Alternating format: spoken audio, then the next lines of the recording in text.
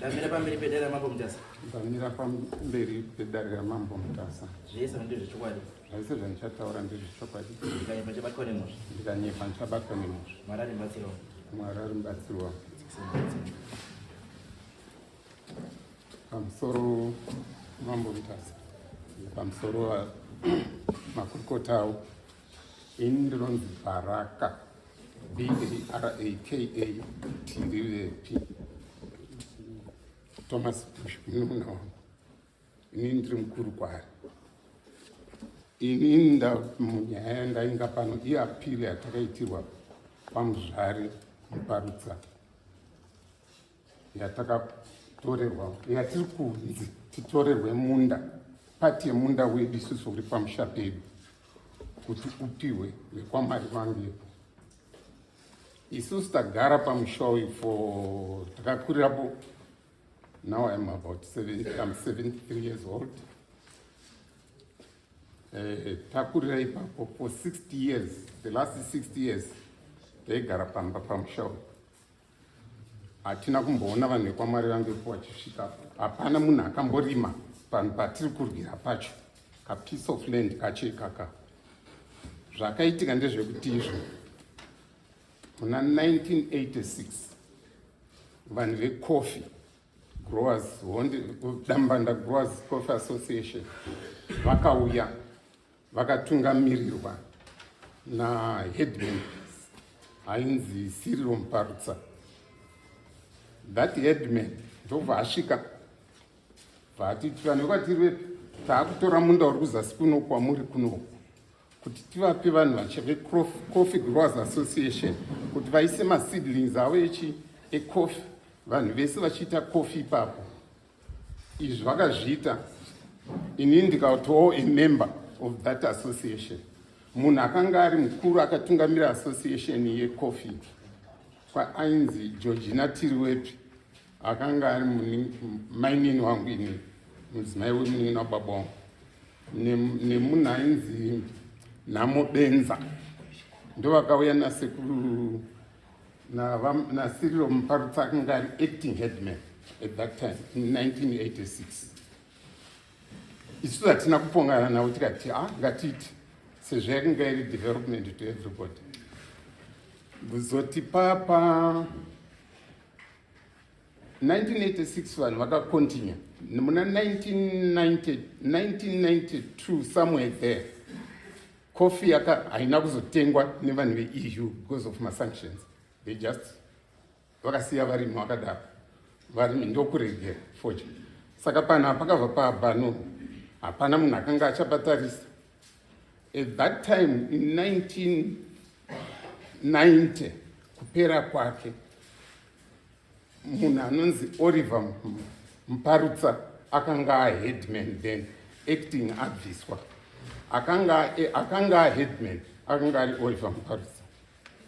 Inini ndekuti ndakanga ndaamember yeassociation ndokuona potential iri panhamba ndakaenda kuna headman Muparutsa Oliver kuno ndikati ndauya ndiri kukumbirawo nzvimbo iyi yekuti ndiite sei pandiri kurima coffee kumusoro kugomo kuno kwangu nditoisa hangu mabhanana ekuisa zvimwe zvinhu vakanditi enda unofenza hatina problem nazvo. Chandiri kudisputa paverdict yakabva kwaheadman Muparutsa vari kuti ndakanyepa. Zvino handichazivi kuti umwe headman anoti wakanyepa umwe asina kundipa mapepa ekuti ndakamunyepera. Ndo chinhu chandakapotsekana nacho. Ende panzvimbo iyoyo for the 60 years going backwards pairimwa nevanhu vekwaBenza. Mai vainzi Mai Edgar Benza ndo vairima pazasi pacho ipapo pamunda wese iwowo. Asi nekuti pazoitika hondo mai ava vakasumuka vakauya kuzogara kuno kumusoro kwakakwirira kumutasa district kuno ndokusiya kusisina nzvimbo kusina munhu. Ndo chakazonditi panzvimbo apa pasisina munhu ndosaka ndakakwanisa kuenda inini nababa munini wangu is now late ainzi Devi Tiriwepi ndo vakandiperekedza kuenda kwaheadman kunotikumbira kuti tingatorere nzvimbo yekubva tapiwa kubva tafenza. So interfenza inini ndiri mutungamiri weproject mumusha medu. I used to work for foreign affairs, ndaisenza foreign affairs ndiri diplomat. Ndakatumwa kunze kwenyika. I couldn't do the project yakabva ita stand still. Hapana munhu akanga achaita sei achavarima. But zvakadaro hatina kusirasa musha because ndopamba pari kuvhute rwedu. Musha wakaramba vakomani unongo wakaramba vachingouya. Mugore ra 2012 or somewhere there. Ivo vanhu vekwamari yangepo vari kunetsa vari kuti apa papa vakamboda kutora nzvimbo yekumusoro kwedunhu redu iroro vakanetsana nemwe munongo anonzi Lovejoy ari kustates yezvinezvi asi munhu ndokubva ndazoti Lovejoy kumusoro kwauri kunetsana nako kune pegi iriko chipost chakasodzimikirwa nababa vangu pavakatanga kugara padunhu patiri papa vakanga vachira chiri rail slip ndikati ndo pane muganhu wedu muganhu wani kudiwa nevanhu kwamari yange ipo havapfuure ipapo ndokubva varega kunetsana saka ndakazoshama inini iye zvinezvi vakuchiti iri gowa ramuri kusiya iri ramuri kutora iri ranga riri paupo ndereri gova iroro harina kumbofara kaita vanhu ivavo for the 60 years kubvunzwa vangu vakanga varipi hatina kumbovaona. Hakuna kana one day wakambuya uchizondikonfranta kuti tiri wepo watora mundongo pandakaupiwa naOliver muna 1990 end of 1990 ndo pandakapiwa naOliver before ndisati ndapostwa kuenda kuNew York. Saka ndo dambudziko rimwe rekutanga. Rechipiri pane muti watakatema wemumango waunga uripo sure wangu takautema, we are guilty of that. Asi mumango uyu chikonzero chekuti uteme pakanga pakuitwa criminal activity. Vanhu vaiba mombe kumusoro kwabuku vaiuya nadzo vosvika vosungirira pamuti iwowo ndopavaiurayira ndopakanga paslaughterhouse yavo. Vaibva vatora nyama idzodzo hatizive kuti ndeyanani because vakomana pamusha pedu vakambedza kunovadzirira asi vakaita sei vakatotyidzirwa kubva vanzi bvai pano. Saka tikataura kuti muti uyu wautipa problem ngatiubvisei. At the same time apa tasingaziva kuti ava vekwamuya vengepo vatoenda kwashi kunoripota kuti ndo zviri kuitika. Muti iwowo wakanga wa criminal activity. Mombe dzaidiwa kusaidi rebuku vourayira ipapo ndo zvakaitika.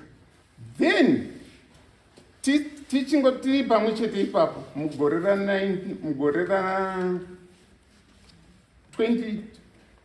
2014 to 2016 kwakaitwa magetsi ePungwe Independent Electric Power. Headmen vedu variko yezvinezvi current vakadaidza vanhu kwatiri vedu vakauya kuzoona vanhu kwatiripo. Munhu wakatanga kunoona anonzi Moses munin'ina wangu is a cousin brother. Vakamuti Moses uya taakuda kuti company varende the same place iyoyo. Saka tautaura Moses ndokubvuma. Inini Moses pandakazozviti kana kuti no zvamaita handizvo.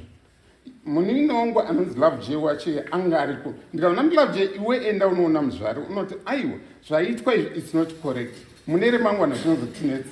Iwewe enda unotaura nevanhu ava motaurirana whatever rent house dzinoya kwatiri nekuti dziende kuna Moses. Lovejoy nemurungu ainzi Goddard that company vakanoona muzvare mu 2014 vakanopiwa vakabvanzi okay chiitai go ahead chiitai agree ndokubvumirana. At that time vanga ari maZimbabwe dollars, I think it was $250 rent house yaibhadhara ichitoya kwatiri. Vikwa mari yange kwatina kumbovaona vachiya kuti muri kutorirei rent yevarungu ava. Zvazondiita ndidaro inini am an ex-combatant. Uyu munda wandakarwira inini inheritance yakwababa vangu. Saka kuti ndingotorerwa no it's very painful. Ende kuti ndinyeperwe zvekuti ndakanyepera Oliver. Ndida kuziva wemimi mambo kuti muOliver wacho mwana wenyu makamisa reni pachigaro. Asi ndiye akandipa haasisipo nhasi kuti andipo humbo kana ibaba vangu iwo havasisipo nhasi.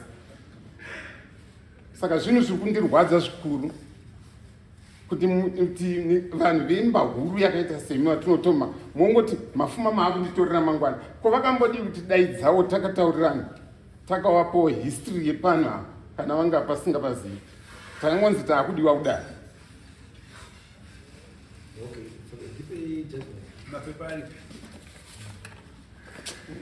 Original.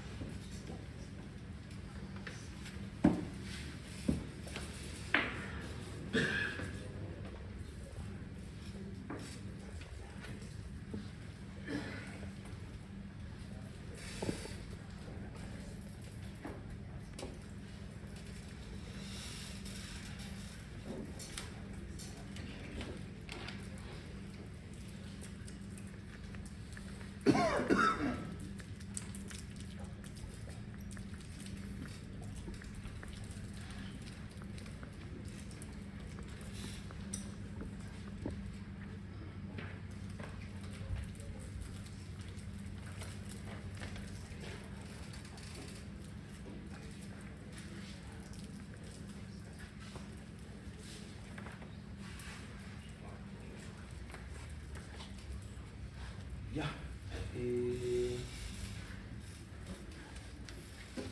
There's something confusing about this judgment.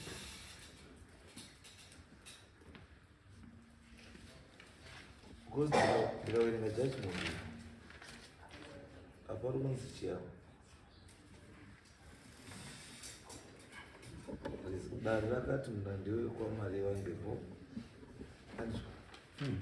Then I flip over. Ndona marizi dzakapiwa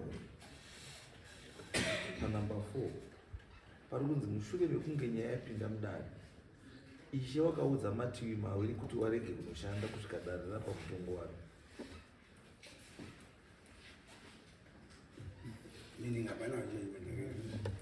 What's the meaning of this judgment?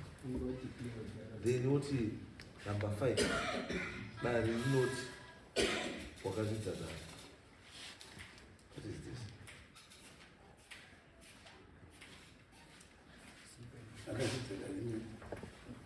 No. Yes, I'm trying to understand. Handini takanyora dare renyu mwana wenyu rakanyora. No.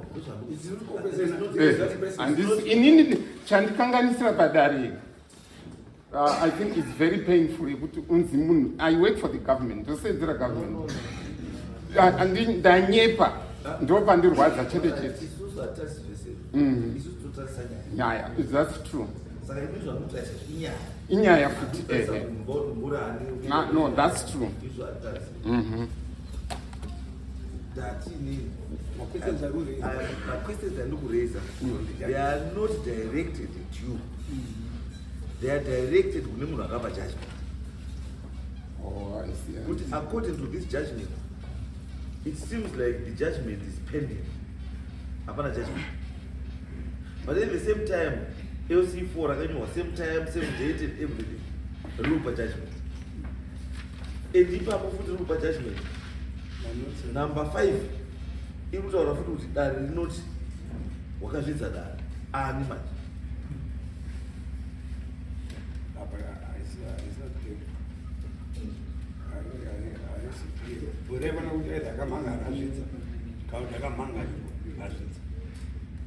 azvidza dare ndiana bedi. What is the reason yekuti munhu anzi akazvidza dare?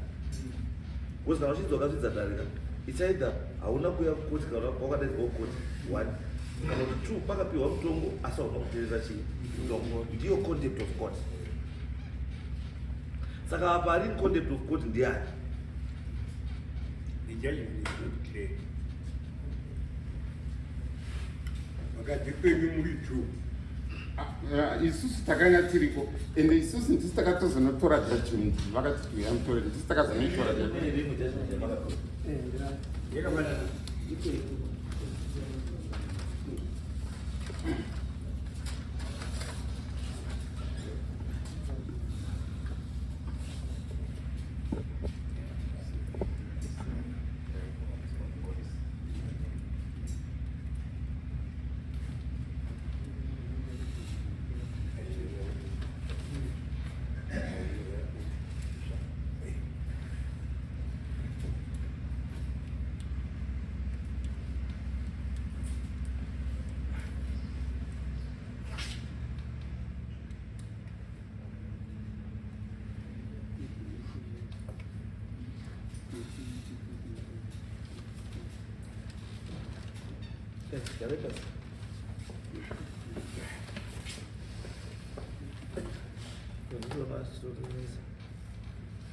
chimwe chachidzindo chakatozi 38 March. Ichi china 30 March, 30 March. Ichi chiri 1 china 38 March.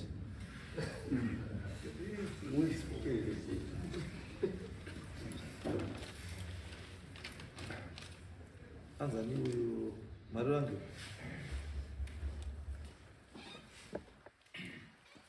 right tipe history nzvimbo pamusoro dare pakusore mabo kutasa nedare ravo navanorimbireza nyaya iri apo patombonivherinonzi inini ndonzi edmomari vangepo pandaona ava vachimira ndatombovhiringikawo nekuti ava havasiriwo wandandokukwikwiddzana navo kubva pekutanga. Uyu anonzi Thomas, uyu anonzi saka chazoita kuti ava vasati vatadze kupindura ava ndo inyaya yokuti vakange vasiripo mhosva nhoroondo yati kutaura inini pandakaenda kwamuzvari muparutsa ndakaenda nhoroondo yemunda ndeyekuti muna 1985 ndakadaidzwa nambuya wangu tiri pamba namukoma wangu tobva kwanzi ava kova napinda muno tobva tapinda tobva taona vamaturava vakanga vari secretary weCoffee Growers Association vobva vasvika pamba ndavakomana ndaona ava samatiranga vachiuya asi nyaya yavauya nayo ndeyekuti tinga taona nzvimbo iyi iri papa iyi kuti tikwanise kuishandisa project yedu. Saka samatiranga vakachiti chanditi ndiuye panapa inini chanditi ndiuye panapa tafungidzira kuti munda ndeyekwani wakatebede asi ndikwakatebede vanova vakapa mbuya wangu munda ndo vazakazorifeya samatiranga kumba kwedu. Saka pandakazoita ndakazoti ano at least project yakainge ichifamba almost everybody akanga akari member yeassociation kuti chiri makofi. Saka chakazoita kuti ndidaro ndakazoona kuti Coffee Growers yadini yaparara hapasina development iripo ndobva ndati secretary tokumbira kuti samatiranga ndimakanga muri secretary weCoffee Growers Association tiri kukumbira kuti kana maguma mudzoke senyu munda kwatiri noti tauda kushandisa. Secretary obva nyaya ndainzwa hatikakwanisi kuti ndikupedzerei ndega handekunda sabhuku tikabvapo tobva tabva kusabhuku akati taenda kunani kuna muzvari saka ndokwakatongwa nyaya iyoyo. Asi pane zvimwe zvatisina kugutsikana nazvo zvanga zvichitaurwa navatirepi.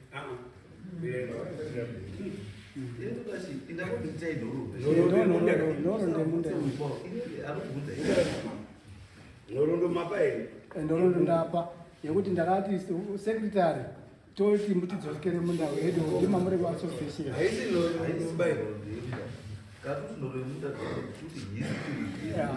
history makawana sei ndinenge ndati zvayakaita kucoffee growers irini ndiani akapa coffee growers nechidhionhoromakagara rini vakafenzwa rini nani mumango wakasimwa ndiani rini nhoroondo yandoziva ndeyekuti baba wangu ini sekuru wangu ini wanga wakarorera kwakatebere nekwamutomba vane madzimai mairi zvawanga wana madzimai mairi wekwakatebere wakachipa mbuya mari wangepo kuti teteri mai apa handingapi asi kudhara makore handingazivi kuti makore mukati handingapi dheti umwe ari kupa dheti mbuya wangu takazvarwa mbuya ari mutori mai pavo rini ndopane nyaya 1971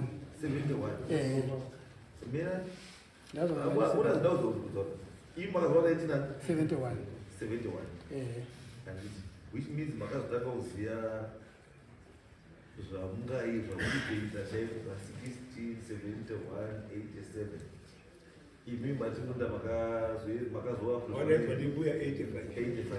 85 mamine 15 years ndizvo mamine 15 years mwamadaizona mbuya 15 years mwamaenda kwasambuka aiwa ndoreva pamba sorry ndikuti pamba pedu ndindakadedzana mbuya ndisendakaenda wakomana pindai munomu ndikupe babu samhanye babu makazova 1971 wecoffee growers wakauya 1985 85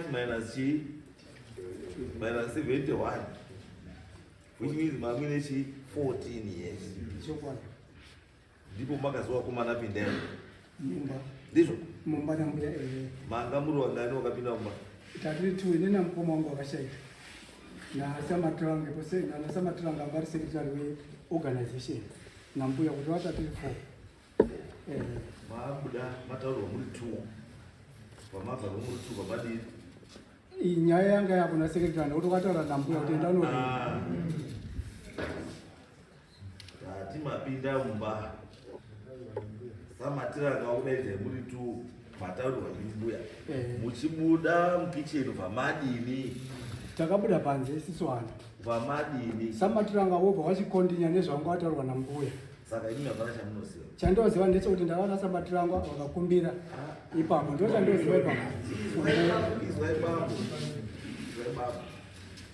pamwe pacho zvandoziva ndoziva zvandisingaziva ndiri handizivi because amupindisa matiranga pasecretary wecoffee growers association muyefamily chi issue this thing chiri kuda munhu wekwani wekwamhare wangepo ndiye akafambira chinhu kwendowaridziwe chinhu uyu wecoffee growers ka haana kana simba because munhu akatokumbirawo ende kuti iye secretary kochairman wakangani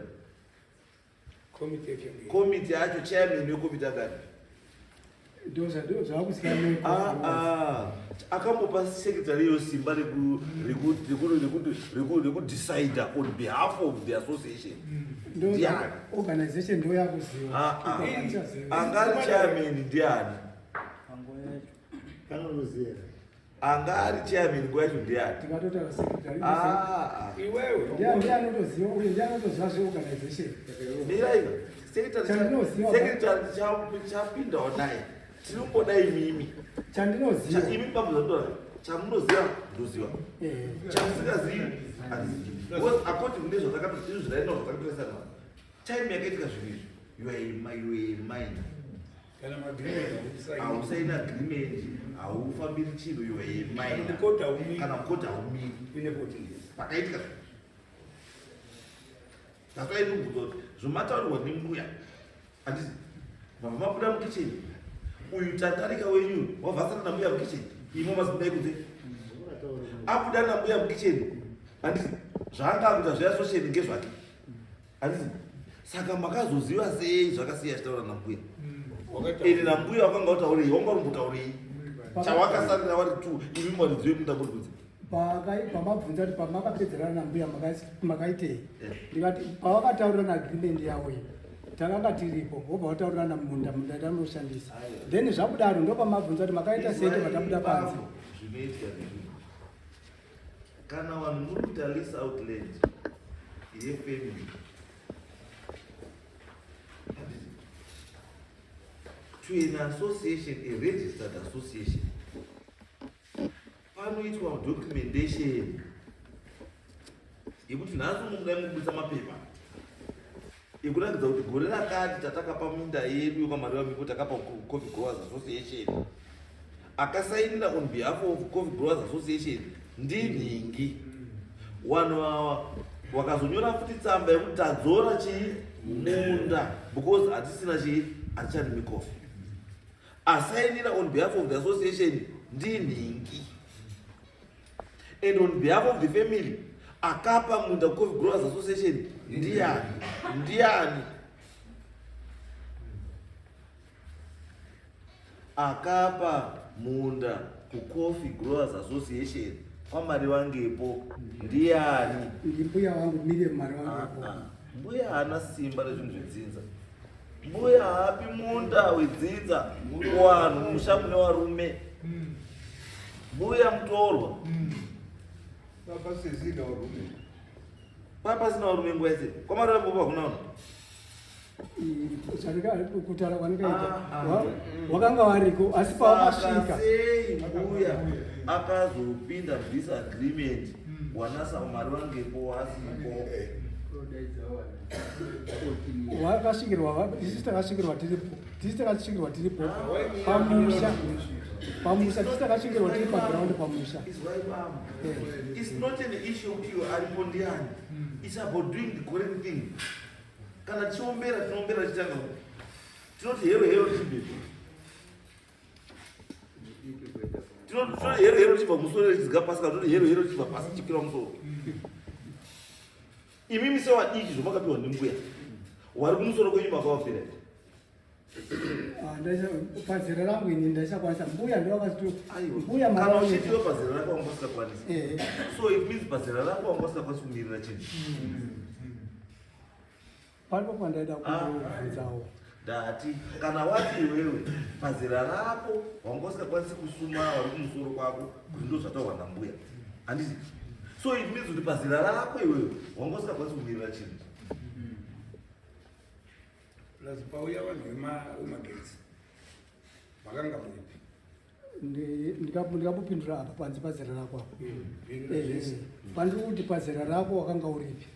Changamire wabvunza akati pakaita agreement mapedza makabuda mukabva maenda kupi, which means the procedure yakazoitwa nevakuru ndadaidzwa nisembo kuti pinda mumba munomu, procedure yakazoitwa kunevakuru kumberi handina bayo. Chandinoita badzi ndechekuti ndakapa umbowo kuti ava ndakavanza vachiva vachikumbira. Ndosaka nachida chingota kuti akaisa nyaya yemunda uko handitozivi, nyaya yemunda uyo handitoizivi yemunda, because kana wakuzodaidzwewo kuzi uyu ndewe Coffee Growers Association akudzora kupa akambopiwa angari pombe ndikapata confusion pakukumbirwa ndakange ndiripo ndindakamina 1985 ndopatakanzwazveshamwari ndopandokubvunza alright payakadzoswa yakadzoswa unani pakudzoka ndopandakazoenda kuti isi yakadzoswa rini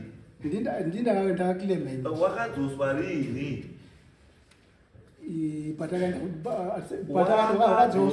munda wakadzoswa patakaenda kwamambo zvinezvi kwamuparudza kwamuzve ndo patakadzoserwa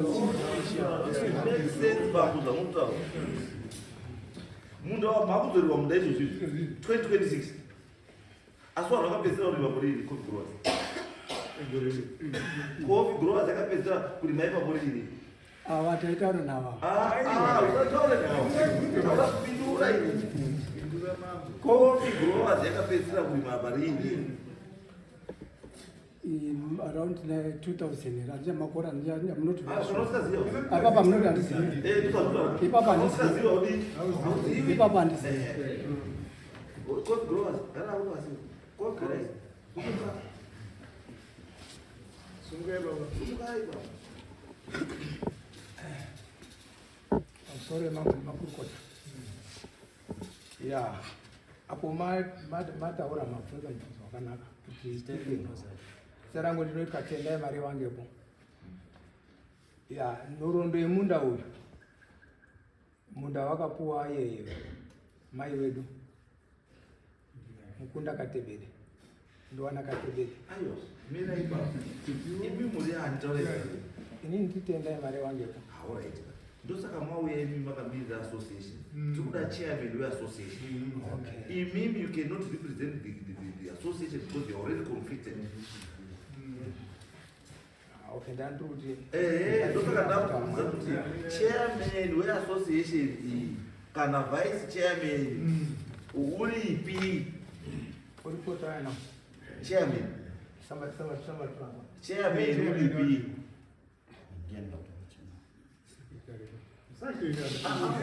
Ndati chairman. Mutoti organization unofanana uchairman bana. Ndati organization haidhani pasina chairman. Iwe ungatoti wongoti secretary usingazi chairman wakwe. Chairman ye Sanya Hoa. Muruziya zvomutorera.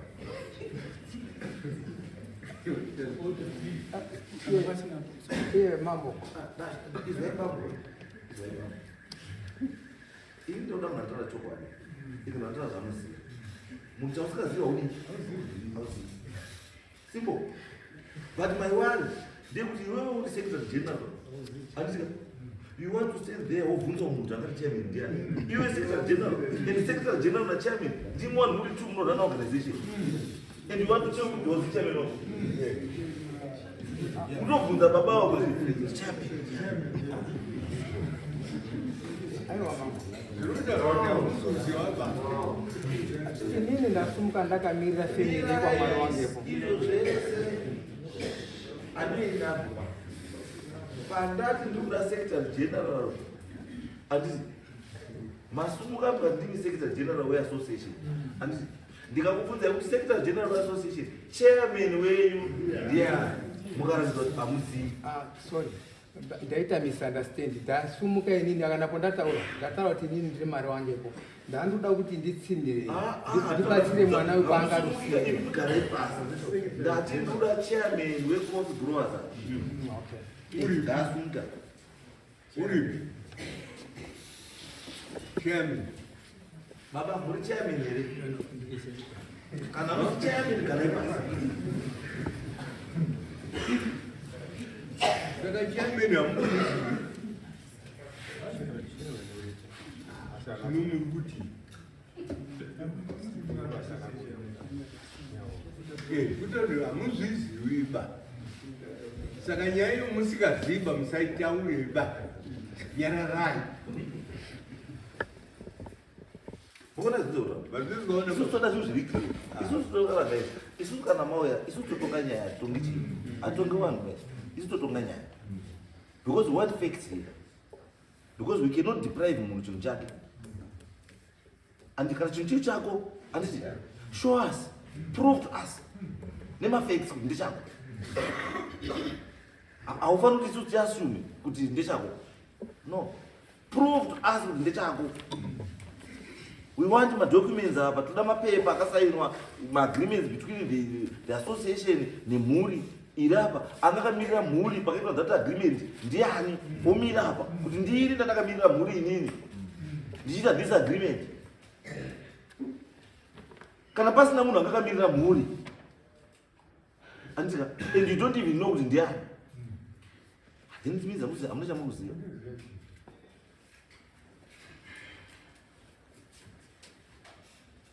Matara anosiyana.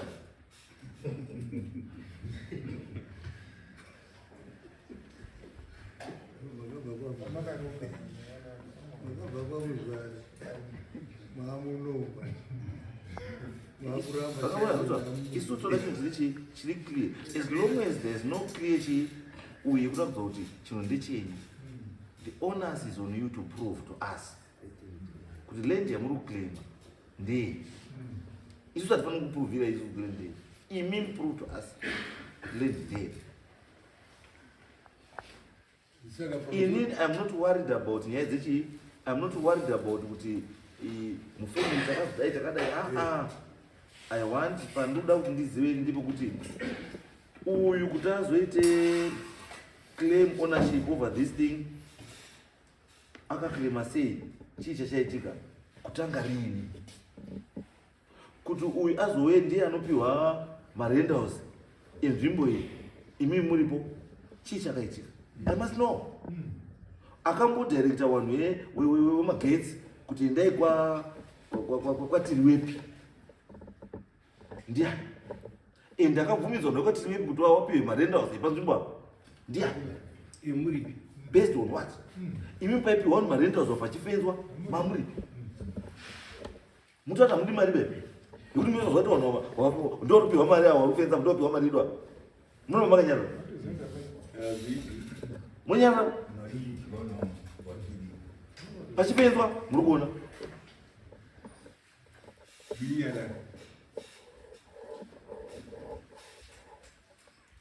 miri pane muti wataurwa ndibaba kuzi ndipo paiba wani wangoba ng'ombe ndipo dzairura ino muti wacho mungouziva garai pasi mungouziva here uziwa mangu wakasimwa ndiya ndikazivi kuti wakasima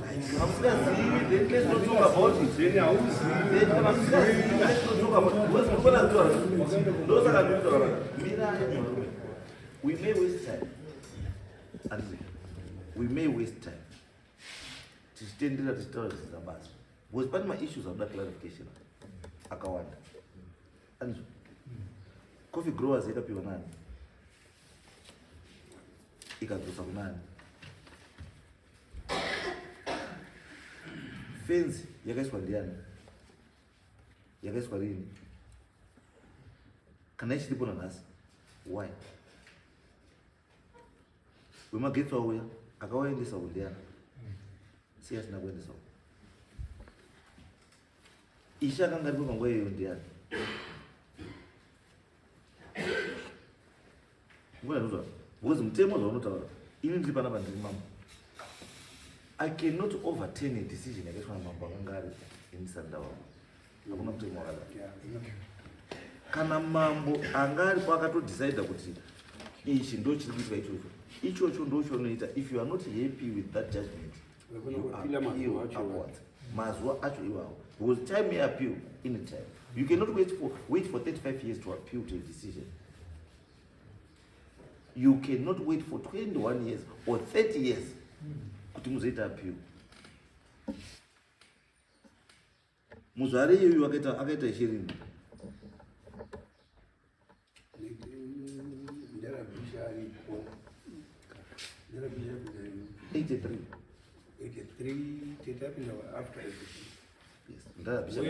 Mudhara bisha kavazofa 89. Isu tongoti du kasiti 85. Which means 15 plus 3, that's 41 years. And you want to appeal against the decision that was made 41 years ago. And you want to appeal now.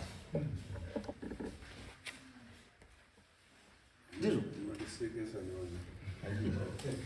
Andobvunza ndizvo here kuti a decision that was made because zvanokuitwa kwese nacho kuti kana papa ine umwe ishe anga aripo before ishe uyu anditi ishe uyu haakwanisi kuchinja decision iyoyo yakaitwa naishe.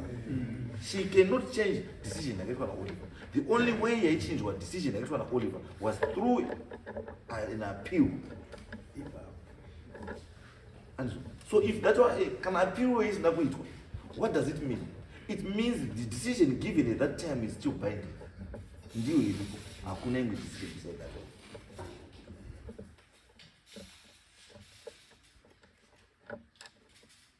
What is that? kuti kana pasina kuti appeal against this decision yakati wana Oliver, then it means that decision yakati wana Oliver is still standing, is still binding. Ndiyo ilipo. Ukatoita anything against that decision, it means you're in contempt of court. But damzukana muri kuita manje ndekuti zvinhu zvatikuda zvacho for you to prove to us kuti zvinhu ndizvo here kuti handizvo. Alright, Oliver angari cheri. Yeah, zveushe waOliver akapinda 1989 between 89 between around 89 ndapedza from 1989. Alright, mirai iye muzvara akapinda nei? Noronde madzishe ngandinetsa kuti ndikupenda kuti umbowo bati noronde madzishe. We were trying to prove kuti muzvara akagadzwa naChimbadzo naMudarabishi. Ichokwadi. And Mudarabishi reign was 83 to 89. So meaning kuti muzvara akagadzwa before 89. And Oliver angauya akafa 89. Mungode zviri kuzotaura. Ukona nyaya yacho pari kuzotaura. Muzvara akagadzwa naMudara Chakanyuka. Ena Marongo. Kana iri Marongo kaMudara Chakanyuka, that is after 2004. That's after 2004. Andifuna kuti tapesana pandakati 1989 mabvunza kuti Oliver akagadzwa rini. Ndikati memory yangu inoti 1989. Wobva mati wakanga une makore manga ndikandopa ndakapedza form 4 ndamunhu ndakura. 89 ndo pandoziva kuti Oliver akagadzwa pakati. Mukati ko muzvara akabhagadzwa rini? Sorry, ndo pandaza kuti ukapire wemadzishe. Ndozvo ndikutaura kuti andokona nyanuka. Kuti uone picture ndakwedza kuona. Kana uri kuona picture yatiri kuona tese kana ndiri kuona ni pamhausi kuiona. Kana Oliver akagadzwa 1989. Muzvara yachinogadzwa 2004. Unzwa? Land ichipiwa ku Coffee Growers Association in 1985. Ndobva yadzoserwa futi kufamily kwenyu before 2000. It means angari in charge.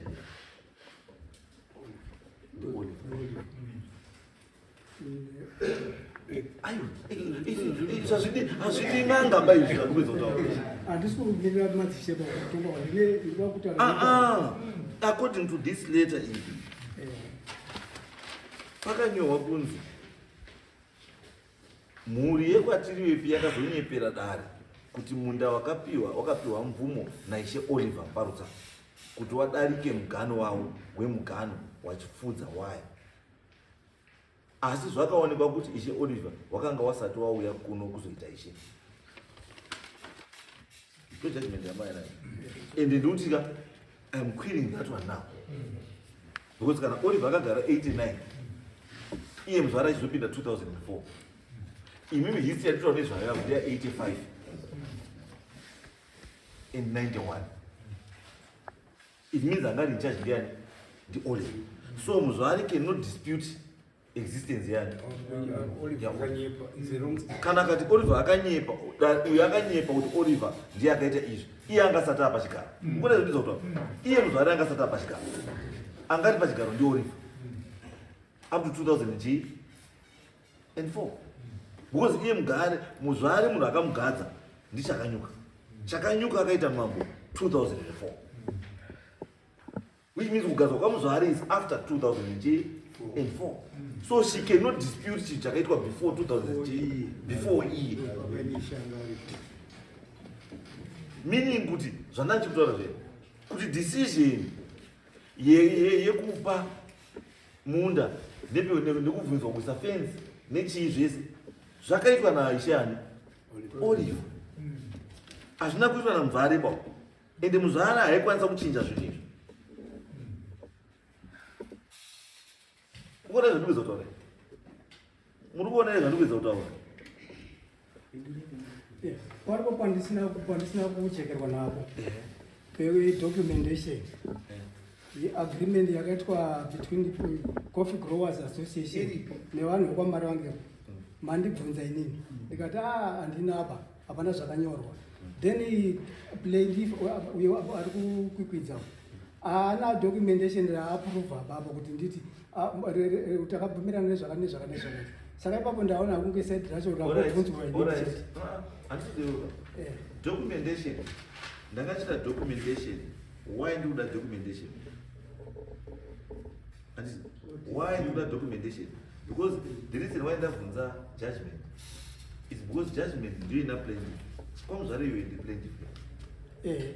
Saka who was supposed to prove? Nekuproduce the documentation. Ndaita dambudziko rekuti tambotora zvekwa munzvare bukatazve.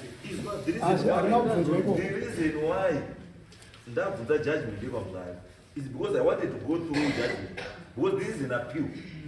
Saka kana iri appeal, I look at the judgment yakapiwa.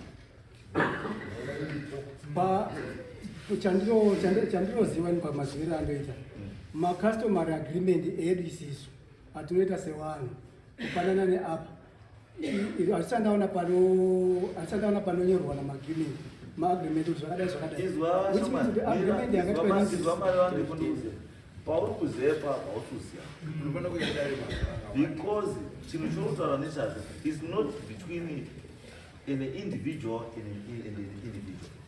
It's between an individual and an association in a constitution, in a structure in Oranachi. Because this is an association, Coffee Growers Association, in a constitution, and in a board, Riguranachi. It's not one person.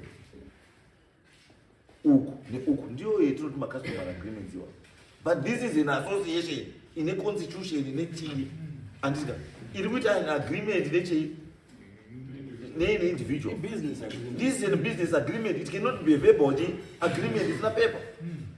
Time frame.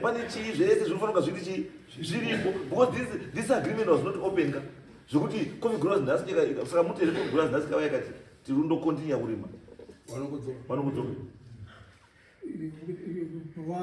pandakazoenda inini ndakavapa time frame yekuona kuti vanhu vachiri kukondinya as an organization, asi pandiri kuchema ndepekuti kana yanga iri organization iri kuita zviri pamutemo zvaifanira kuti zvakaitwa panini zvaifanira kuti vaikada vari kuproducewo magreement avo naplaintiff. Ngatisiye agreement. Agreement is okay. Mesi amuzivi because hapana producer. Saka mesi muri pasi level amuzivi. That was better producer. No mesi am not producer. But secretary will book away. Secretary do you not take my documents in the organization again? You do the paperwork. Where is the agreement? My paper action. Here's a cut out I repeat. Find an organization really.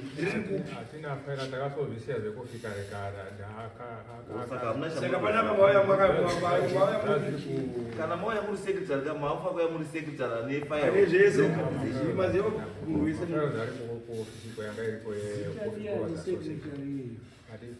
Saka inini nyaya yangu pairi. Nyaya yangu iri very simple. Pairi nyaya yangu inini haisi kweso. Nyaya yangu iri pekuti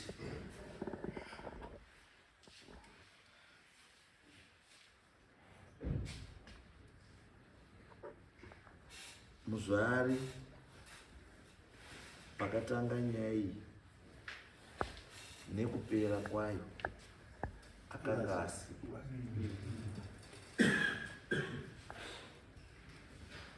Alright, uya kwere wemagetsi wakawari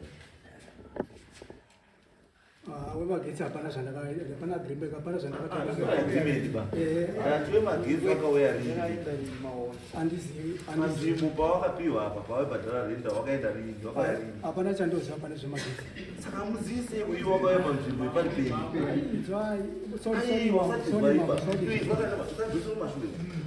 tati pane nzvimbo yenyaya itaure kuti pane wemagetsi wakapiwa pamunda ipo wari kubhadhara marenda wasi ndosati kuzoti magetsi iwawo wakauya rini pamunda kana muchiti hamuzivi ivi munda ndewenyu wemagetsi wapinda wapinda chiazoita ndiclaim ndaona pangoti uyo ari kupinda ndakuda muda wangu kuti iri wemagetsi wakauya rini kuti pane zvekutauka wemagetsi ndo wemagetsi wakauya 2014 Andivakona ndizvo meeting 1985. Makaita meeting nabuya 1985. Nasabu native is 1985. 1985 Muzaro was well guns war 2004. 2004 to 2014, that's 10 years. We might get already over. 2014 we might get over. 2026, that's 12 years. That's 12 years. We might get already. Wow. In the banana.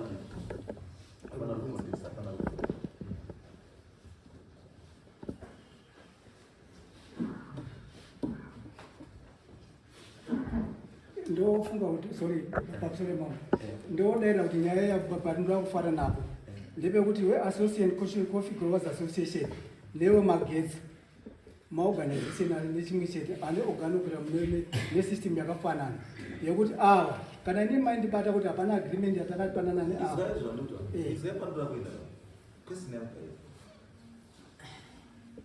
pakaiswa agreement nemagetsi akanga aishendia ndofunga chakakosha ndechekuti angari ishe angaishendiani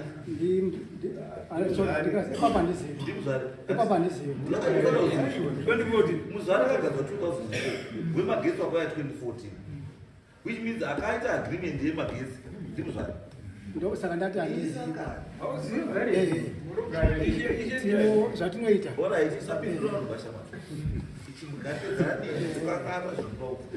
chekuti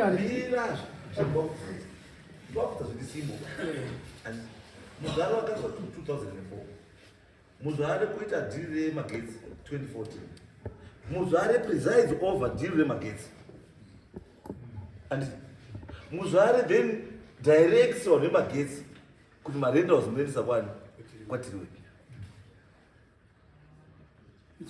nhasi the same muzvare iyoyo wodzoka futa woti muda the same muzvare iyoyo woti munhu arunyepera uri kuti zvakaita 1925 uri pangasilishi zvaitwa 1985 ndikabvunza vanhu mune ruzivo rekuti pakaita magetsi kana kuti maita zvekunzwa nekuti havana document vaprodusa vadamagetsi zvemagetsi ava vanhu vakataura nyaya yekuti tatikuziva mari yavamamurisive magetsi yakairi yange imarentals mutaurei yange iri marentals marentals vaipaka pedu ndopamba pari pastoreroom pavo vainza all the track dzikasenza kuzuva rodoka dzaidzopakwa pamunda ipapo dzokirwa ipapo saka vaibva takatine rental agreement ndopata kuti chakakosha apo chandibata inini ndechekuti ndakukwanisa kuproducer agreement pane coffee growers ava vakakwanisa kuproducer usaite mberi udzoka mashure ndiwe watidzosa kumagetsi andika ukatawa magetsi anga ari wei andika apindura kuti magetsi yanga iri nyaya chii yanga iri parking bay anditi zvafanira itsvakini munhu anouya achiisa zvinhu zvavo usiku bha you pay a fee then mangwana woenda kwarudi saka wemagetsi wakauya pamunda apa ndipo waitwa chinoshanda mishina yada kuiswa chidzoka manhero wachisa papi wachibhadhara rent kumhuri yekwani yekwatiriwe akafasiliteta that being ndiani ndimuzvani pamati ndikutidzosera mashure chandibata inini ndechekuti iwewe hauna agreement pane association yekuti makapanana munda uyo nambuya wakwapapana saka zvanga zvakanaka nyaya dzemaagreements kanenge dzipasai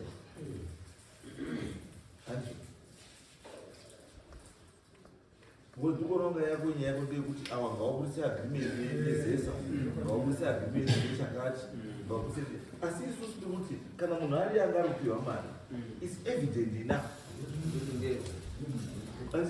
kana ari yanga achipiwa mari achanozodzoshwa mari naii yari kupiwa ende muzvare ari kukonfema kuti zveshuwa chi muwanhu waibhadhara chii waibhadhara mari saka anga achiti mari iri kubhadharwa yanga ichibhadharwa ani Rent kubhadharwa yakairi kubhadharwa ani for what reason? Ndiani waibhadharwa? Izes ndaida kuti akafanira anotaura Ndiani waibhadharwa? munhu anogona kutambira chuma chisiri chako usiri baba vacho munhu ukatambira chuma chemunhu, mwana wanozotaurwa kuti munhu matambira chuma handi yechi, ukaramba wakanyarara chinoyiwa. ndo zvandazoita nhasi kuti munhu wamaipa ava haasiri yeba ini ndini muridzi saka ndamira padare Ndo saka tachitipuruvhira kuti uri muridzi and you are failing. ndo vandati handina agreement iri written Saka. It's not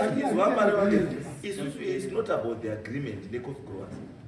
It's not the agreement. It's about proving kuti muridzi wemunhu ndiani. but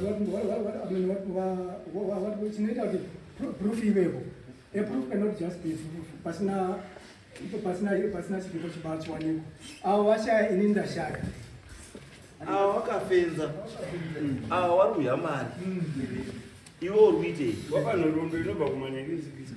And they are saying they've been there for 60 years. And they were mhindu yako yautaura iwo In 1985. is there 1985 haisviki 60 years. Umbowo pane zvamuri kutaura. Ndo patikubhesa kuti ava vari kuti 60 years dispute the 60 years. Prove to us kuti vari kunyepa kuti wanga Ne 8 years tiri. isu tine 80 years.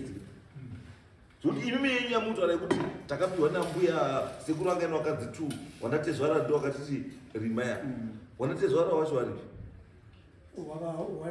mbowo dzese dzakakunge dzeroko asi kana mbudzi wari kuwanda unokwanisa kuita kuti mbowo Pasamudzoka aerenga zviripo. Pakanzi kudii pasamudzoka. Unouya nembowo dzako dzese muswedari.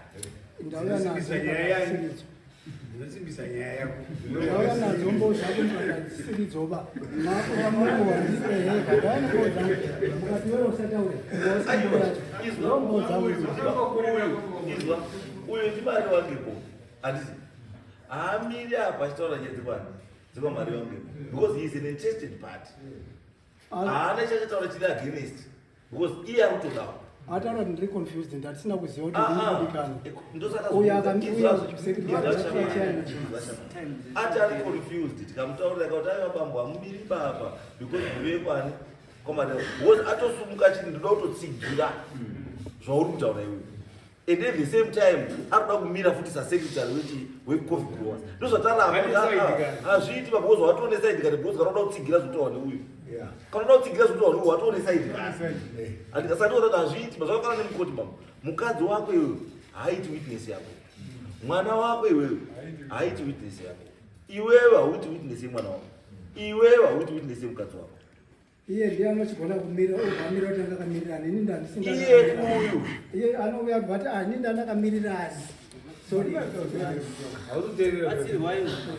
Batsiri. Uru yakambopurira kuti vasingateereri vagara pasi. uri kuenda pamuzvoto tati uyu aifanira kunge angouya handiti achiti ndiriwo mhuri yekwani ikwamari wangepo tikurwira chinhu chani chemo iwe wasumuka iye wosumuka wowedzera umwe wosumukawo futi wodi wowedzera wekwani wekwamari wangepo ndiyo purufu yatiri kuda handiti noti kuti asumuke manje achiti ndii wecoffee growers association ndokutati aiwa kana unoda kutotsigira zvekwamari wangepo hauchakwanisi kumirira coffee growers association because waandesaidi kudhara. Ndosaka tati haudani chairman navice chairman wecoffee growers kuti wasinyasa kutaurira chokwadi ndo vanotitaurira kuti makapiwa ndiani, takataura nanhingi, tikapiwa nanhingi gore rakati, tikasiya gore rakati, tikatanga gore rakati. Ndochiri nyaya so that ndikataura kuti sendupedzisa pandauda kubudisa ndepekuti pavasimuka ava havana kusimuka vakamirira sekretary pa wati ndiri kwamari wangepo mukatigara pasi which means paasimuka haana kusimuka ari kuti ndiri sekretary ndi baba vangu vakamirira mari inini ndati ndoda secretary general wecoffee growers association ndokubva asimuka. Paazosumuka apa taakumubvunza ndopaazoti ndoda kutsigira zvekutaura nemwira ndopatazi aiwa kana unoda kutsigira zvekutaura nemwira chigara pasi hauchamiriri coffee growers ndozvataiga chete hatina murambidza kuti unobo tati heti yawanga wapfeka haichaiti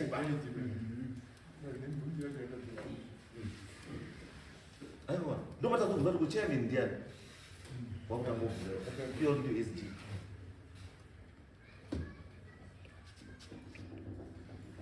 anyway ndikati kupe mukana endai muone mboudza mutu ane endai muone nawo wese ine ndakuchida futi nani namuzvari uyu ndiri kumuda futi panapa ndinokomana mukuenda ikozondebhari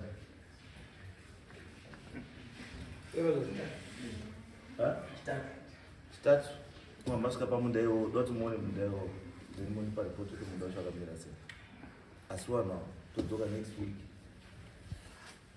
todzoka pana advertisement asi nechi nevanhu vandataura iwawo wari relevant to the case. You don't bring people who are still relevant to the case. Kunuya no one relevant to the case. Wanaruziwa ndiza tu dota wale.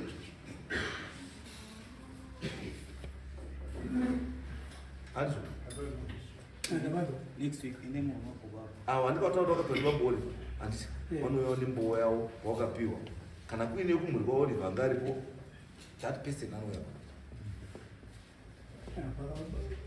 ndotenda maita basa Tusakana sata.